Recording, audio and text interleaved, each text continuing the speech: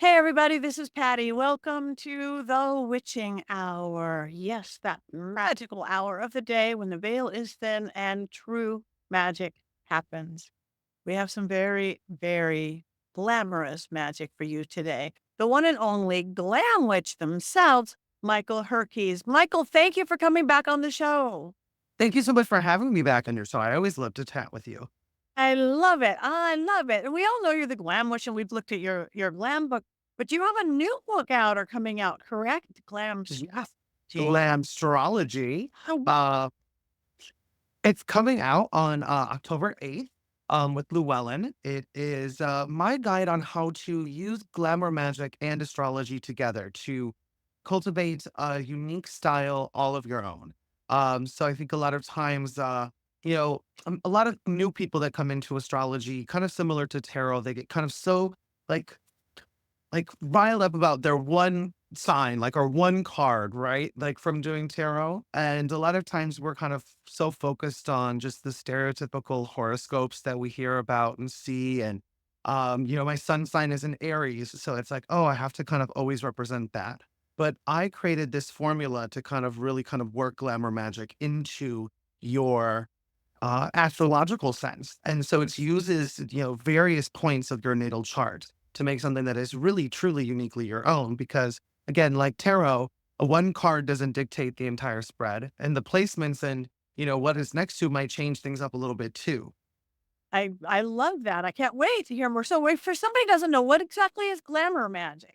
Huh. Glamour magic is a niche form of magic that uses your personal style, your aesthetic, beauty, all to kind of create a sense of empowerment and create change in the world around you as well as the world within you.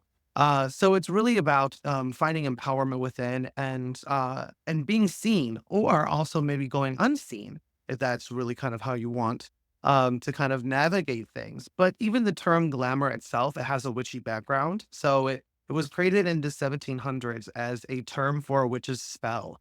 And it kind of lived in that era and went through a couple of different variations of being connected to the fairies and lots of different folklore throughout time. And it wasn't until about the 1930s that it got linked to like Hollywood culture, life of the rich and famous, and fashion and beauty and all of that type of thing. And so, from a modern witch's context, it really is about using the artifice of beauty, fashion, style, glamour to your advantage to create again change in your life and the world around you. It is so true because, again, times are crazy and times are weird. And so many people in our world, in our little witchy world, are like, oh, I can't be too flashy or too glamorous. And they go around kind of hiding from themselves. And to me, that is totally giving away their power. So, Yeah, I agree. I think, and one thing I've always kind of said in all of my classes that it is kind of one of the reasons why I've always taken on a lot more of a colorful personality too, and everything I do is if you look at, some of the craziest or deadliest animals in existence, they're all bright colored. They're all very flamboyant in how they look, and it's in some ways their mechanism to say, "Hey, don't mess with me." Go away from me. So it's kind of a protection, but at the same time, it really also can help lure in, can help them camouflage and do lots of things as well. So when we look at witchcraft, because a lot of people will connect modern day witchcraft to being connected to nature. And I think sometimes people get really hung up on the idea that that has to be the four elements and that's it. But there's a lot of various aspects of nature, even our internal, like mental health and how we're feeling about things, our emotions, our creativity. That's a part of our nature, as are the stars in the cosmos. So it really is kind of about tying into everything and not just having it be the stereotypical elemental aspects of nature. I love that. And if you look at elements, the colors in flowers, the colors in everything that we do, it is amazing.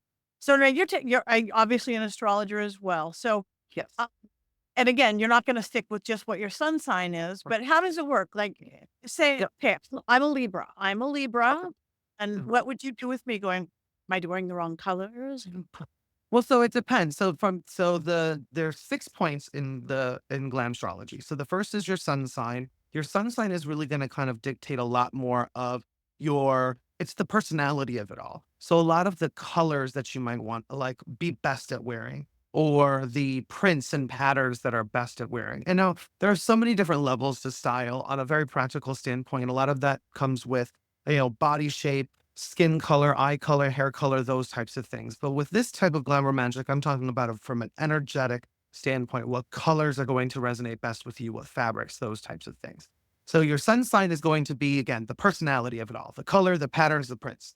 Then you have your Venus sign. Venus is the planet that is ruling over beauty in general. It's love. It has value and luxury connected to it. So that's going to be a lot more of your cosmetics. It's going to be maybe more of like the fragrances that you are interested in wearing, the crystals that are best to be worn, as well as maybe the types of fabric, because Venus is all about the senses. So it's your beauty sense in a way.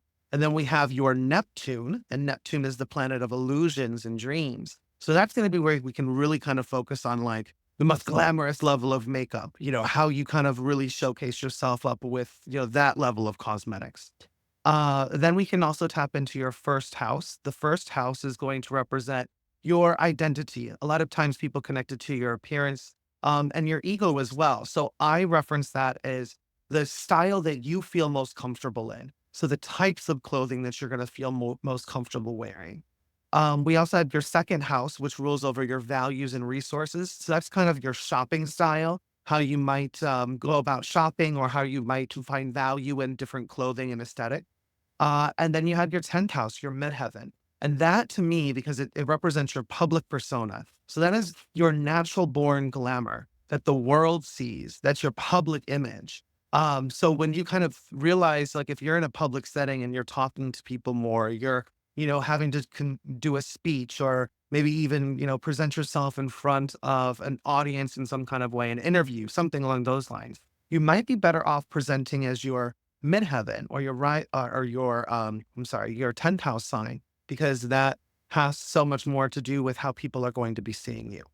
Um, So how did you tie this into astrology? Because you work with astrology. Now, do you know Mhm. this, Leos do better at this than say Sagittariuses or something like that? Do Oh, people? of course, of course. So every single one of the 12 zodiac signs, they all have an energetic like impression with them. And so one thing that I kind of started to do was looking at all of them, and it can be I can go through this really really quickly, so I can touch on all of them. But when you start to relate each one of them to a natural like item or an element in the real world, you start to kind of understand more about what they are and their limitations and what they can present. So in this book, every chapter I start out with kind of a very poetic way of describing that. So starting off with Aries, Aries is like a matchstick, right? It's spark, it's inertia, it's moving fire, it's getting the party started. Then you have Taurus, which is this lovely, like grazing field, this open prairie that it just wants to kind of be still and lush. Then we have Gemini, which is uh two different winds that are hitting each other, the hot and the cold. So it's creating a tornado or a thunderstorm type of effect. We have Cancer, which is a waterfall, which is very majestic and beautiful. But if you've ever tried to put your head under a waterfall, you'll feel what that feels like to have all of the emotion that comes with Cancer. Leo is just the sun. It's the beach. It's having a nice, fabulous day out and being seen. It's the fireplace. It's fixed sign, so it doesn't move. It's there to illuminate and provide warmth to people. Virgo is a very beautiful garden, and a very well like crafted estate that has furniture perfectly placed everywhere. Very, very, very precise and put together. We have Libra, which is an HVAC system. So that is all about, being a home device that can help create um, shifting air of cool or hot. So it creates harmony within the home. Then you have exactly. And then you have your Scorpio, which is like an underwater volcano. So it's a chamber, and then it can unleash that liquid fire. The Sagittarius is a wildfire that just keeps going and moving and wants to move everywhere. Aquarius is an ice box because Aquarius is love technology. So they are definitely a device that's operated by technology, but they are also air that's constricted inside with water. So the water bearer. So it's the ice capsules. And then you have beautiful Pisces that just wants to be the roaring ocean just floating out there. So when you start looking at the different elements, and then also, there's three different domains that they have within astrology. You have your fixed signs, your cardinal signs, and your mutable signs. The cardinal ones are more direct and more in your face and more bold. Your fixed signs are going to be a little bit more stubborn and set in their ways, and the mutable ones are going to be able to move and adapt. And at the same time, our fire signs are going to be a lot more bold in their approach to things. The earth signs are going to be more practical. The air signs are going to be really imaginative. And then the water signs are going to be very emotional. And you can just kind of layer all of these. Astrology sometimes can be very daunting to people because really, for every drawer you open up, there's like 700 more drawers. Within them, there's even 700 more drawers. So I try to go about it in a very kind of compartmentalized way to kind of break down and understand for people to understand. I love that because I am one of those people that gets overwhelmed by the 700 drawers of Yeah. astrology. Tons of runs. So I love that. So say, okay, so say I'm going, okay, I need a new uplift of who I am. So I'm going to get Mhm. some astrology. I want to feel how I feel about myself. Yeah, Uh, do you go in with techniques and colors? Like I want to do this. Right? absolutely. Events? So each chapter has just a very kind of broken down understanding of the archetype of what the aesthetic is for that specific sign. And then it breaks that down even further into just kind of their wardrobe. So the different fabrics that work good for them, uh, the different types of clothing. And also each one of these sections I also label so that people know this is if you have your Venus sign in this. This is for if you have your sun sign in this. So it can be really easily digestible for an audience. I also go over different colors. I go over the different crystals to wear in your jewelry, the different types of metals, just overall wellness and health benefits as well. Um, different fragrances. And then I also list about 4 spells in each one of the chapters that correspond to the actual astrological sign as well. Because on one hand, the way I look at it is there's 3 different ways to use this book. On one hand is to really you cultivate your own unique sense of style as a form of self-expression to be bringing more abundance into your life, acting as part of the law of attraction.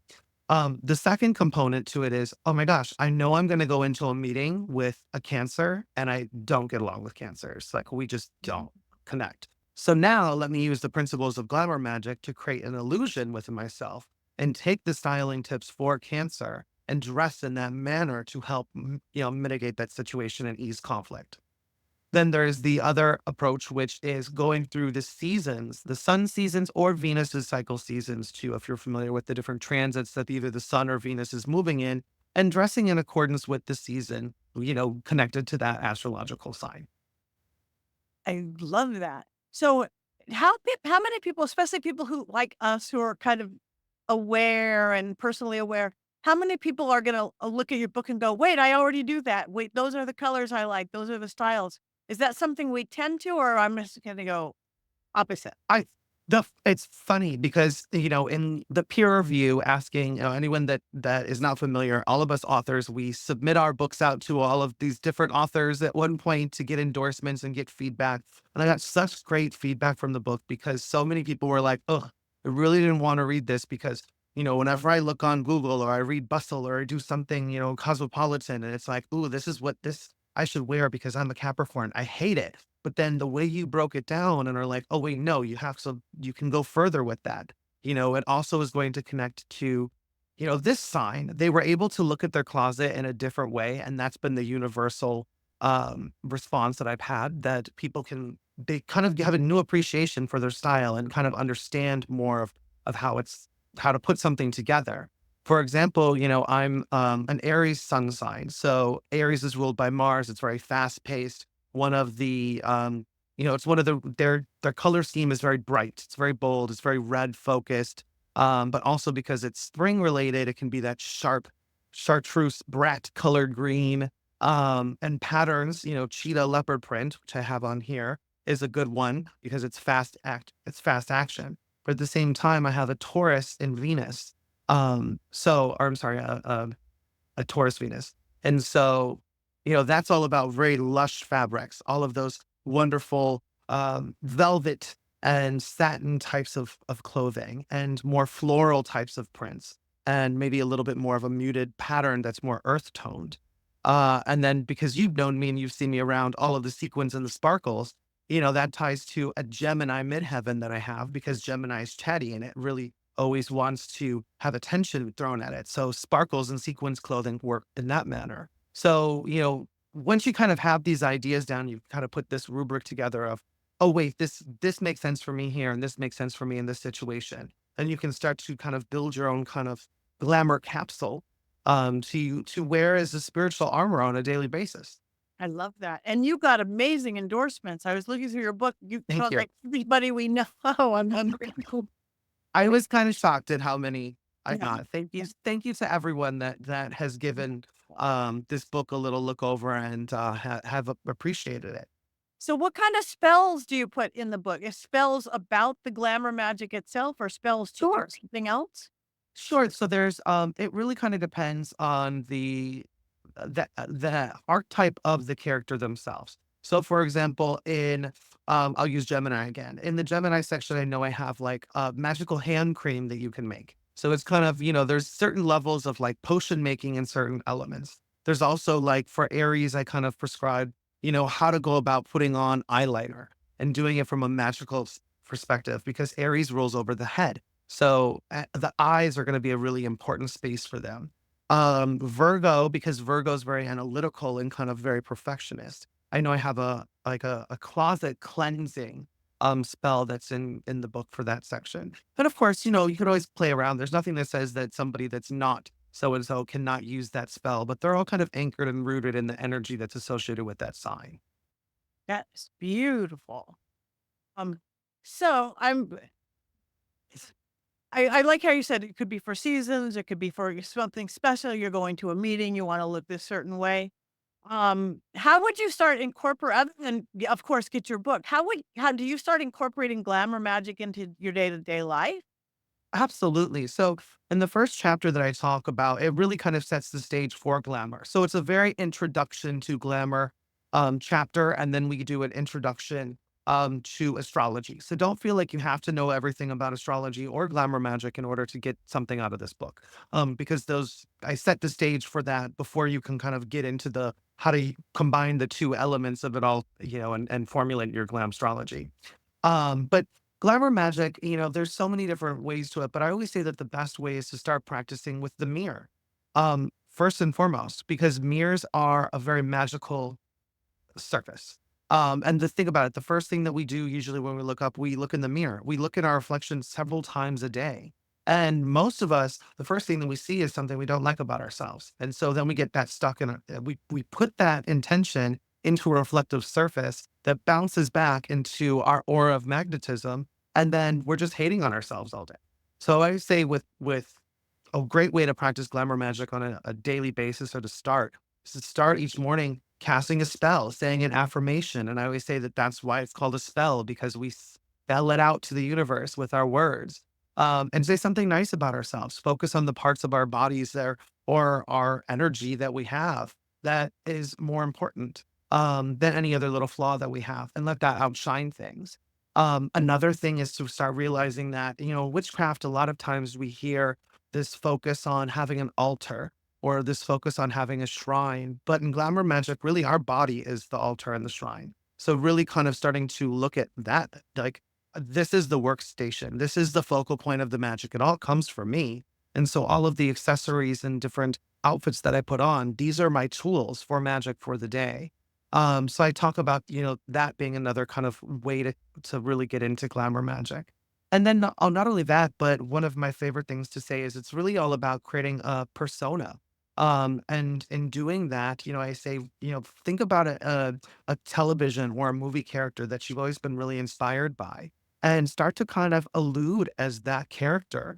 Study them, see how they talk, how they walk, how they engage in movement, maybe the different items that they'd wear. And it might kind of seem a little like cosplay or something at first, but that's one of the best ways to kind of really start the practice of glamour and realizing that is really all about archetypes and shaping our archetypes with how we move and interact with people on a daily basis.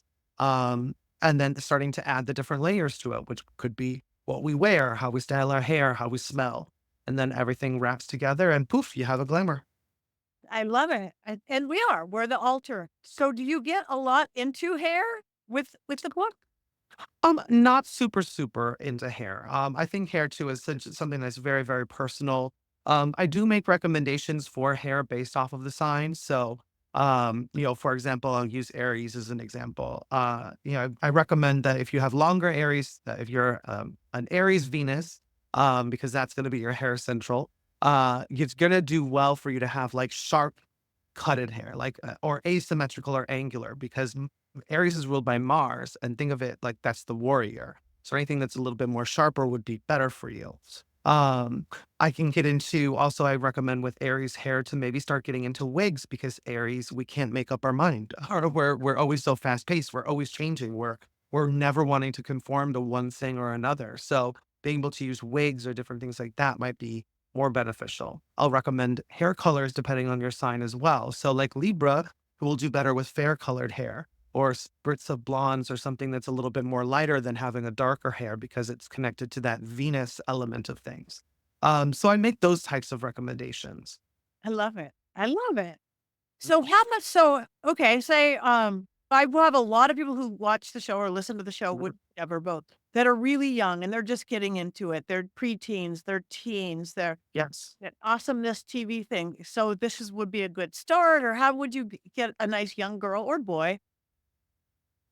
I loved it. So, and to bring that into effect, I'll tell a little bit about like my personal background. I got really into witchcraft during my young teenage years through the glamorization of witchcraft in Hollywood. The first time I ever heard of a glamour was from The Craft, where the teenage girls were in the room and they, colored the hair with their hands. But we all know that we should go to a stylist for that and not use a box, essentially. But I think that beauty and fashion is a really great gateway for anyone that's young that wants to dabble in witchcraft because so much of witchcraft is saturated in symbolism. And there is so much symbolism in fashion and aesthetic to begin with. So, I think that, if you're just kind of looking to start out, I think starting with, oh my gosh, well, what fragrances do I like? Well, what are the notes that are in the fragrance. Do I like rose more than I like pepper? And what are the characteristics of that? Oh my gosh. And now I can start using that as a spell to kind of conjure and bring things into me. Um, I always I really like practical magic, just like really breaking it down to like everyday things. And again, our fashion and everything that we wear, there's so much symbolism in it. But I think because it's so common and we do it on a daily basis, we kind of forget that there's so much magic in what we can dress ourselves up as. It doesn't have to be just Halloween that we dress up in a costume or get to be someone new. Like I get to be someone new multiple times in a day. I get to go to the office and be in one outfit. I get to go out and be in another one. And each time there's a different energy that comes with that. So I hope that answered the question. And I hope that any, young new baby witch out there might, get into witchcraft through the fashion and the glamour of it. I love it. And who doesn't like fashion? Especially that age, you're discovering yourself, you're going Exactly. I was just like, I just remember being young with all my friends, and it was like, "Oh, look at these new smells that came out of Bath and Body Works. What does this one smell like? Oh, it's so, so good." And then realizing, oh my gosh, well, why do we like them? okay, so What are the let's scents that we're trying to pull in? so you're giving attributes and things like that. So like it's Mhm, okay, today, whatever my sun sign, whatever my all my signs are, it's mhm. like you said, you're going into a meeting with a Cancer and you don't get along. What it's like, I need to be extra smart today, or I need to be extra flowy today because I'm Correct. agitated, or I need energy. Do you give like is that part of it? Absolutely. So I forgot to mention that that's a part in each one of the astrological chapters too. And I'll bring up, I want to say it's about 10 or 12 different reasons why you might want to glamour yourself as that sign. So, of course, again, each one of them has its own specific archetype. Each one of them has its own specific energy. So, if you really wanted to channel, an assertive confidence or an independence, that might be good for Aries. If you really want to be seen, you might want to like go out and try to be a little bit more Leo like in your appearance. If you wanted to go in and like really nail an interview, Capricorn is the way to go because they're all like work oriented. So I can break it down like that for individuals as well. Like if you wanted to be, Libra is always known to be like cutesy and like all in love. So if you wanted to get ready for a date and be all about that, then Libra is the perfect one for you to get into. Um, and so on and so forth. I love that actually. That would be even my Yep. favorite part because who do I wanna be today? Who do I need to be today? Who do I want to Exactly, Mhm. exactly. So I think everyone, even looking at the other astrology books out there, I think everyone's first step with this book is going to be, oh my gosh, well, how do I make it all about me? How do I make my signature style? But then as you layer with it and for more adept individuals, you can start to realize, oh my gosh, well, no, I really want to kind of present as this scenario today. So which is the best sign for that? And oh, I have this whole now template for how to dress like this and use that from an astrological glamour perspective to channel that energy. I love it. So, yeah, and from a witch bird, that changes how we feel about ourselves, which Yep. changes how other people see us. It's just that whole domino, just like any form of spellcrafting that creates.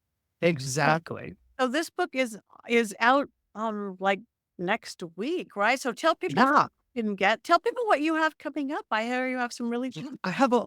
I'm heading out on a book tour. So I will be basically flying around on my broomstick for the entire month of October all over the place. Heading to California tomorrow. We'll be there through October 7th. Various places I'll be in San Diego, Santa Monica, Hollywood, and Palm Springs. And then I'll be doing a couple events here in Chicago. And then I'm heading to New York. And I'm going to be a panelist on a very special panel for Comic Con with other witch friends of ours, Judy Ann Nock, um, Jason Myers, and Star Ravenhawk. So I'm really excited to present with them and be at that level of a stage to talk about witchcraft in the media versus real life and kind of showcase what real witches look like and do. So I'm super excited for that. And then I have a couple other events in upstate New York and just booked something today in Long Island. So I will be all over the place floating around. And the book is it's available wherever books are sold. So if you are into Barnes and Noble, you can grab it there. If you want to get it at Walmart, it's available on Walmart site. If you want to get it at Amazon, it's there. It's through Llewellyn. My website, theglamwitch.com, will be able to link to all of the various places and also keep you up to date on all of my different places if you wanted to come say hi and hear about style and get some personalized styling tips for me. I love it. I love it. I'll be there. Huh?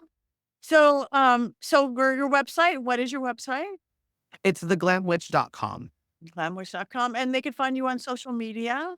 Yes. So everything links to there. We do, I think, still have all of these imposter accounts that everyone needs to be very Yes. mindful of. So my website does link to all of my main social media accounts that are all operated by me. But on Instagram is the one that I'm most on, and it's at the.glam.witch. Okay, at the dot clam dot Wish. Or yes. Or dot in between all the words. dots. Well, this is fascinating. I really can't wait to get into your book. It sounds great. Thank you. It's And I want to show I'll show too for anyone that can see, thank but you. like the inside is just so beautiful. Like we have all of these wonderful illustrations that were done by Stephen Broadway, who is like I want to say he's like a lead faculty member at FIT, the Fashion Institute of Technology. So there's just so much. There's actually like the first page has like kind of all of the different fashion archetypes. And that was a super fun project too, because I had to put together, it was about a 95-page document of different fashion examples for each one of the zodiac signs for him to use and put together these like beautiful, like very, very like high fashion illustrations that go in the book. So it's just a very lovely, colorful, fun book. I'm so proud of it. It sucks it's my 8th book, and it always sucks being like, "Which one's my favorite?" But, like, I don't wanna tell the other ones, but, like, this one's the favorite. What So was I'm the other very kid? excited. What's the other kid? Yes. And it's a Libra baby. It comes out on the 8th, so, I love my Libras. It's a Libra baby, so it'll be Yep. sweet and fabulous and indecisive and no. And all about fashion. Oh, I cannot wait and put on a little see where my next plan goes. Thank you, Michael. Always a joy to have you on. Come back. You guys go to his website, go to his social media, go see him if you can somewhere. Get your style on. Any last words for anybody before we go? Oh, just, I have a new one. X the ordinary and make your glamour extraordinary. I love it. Hexiordinary. Okay, thank you very much, Michael. Thank you for bringing your glamorous magic to the witching hour. Thank you.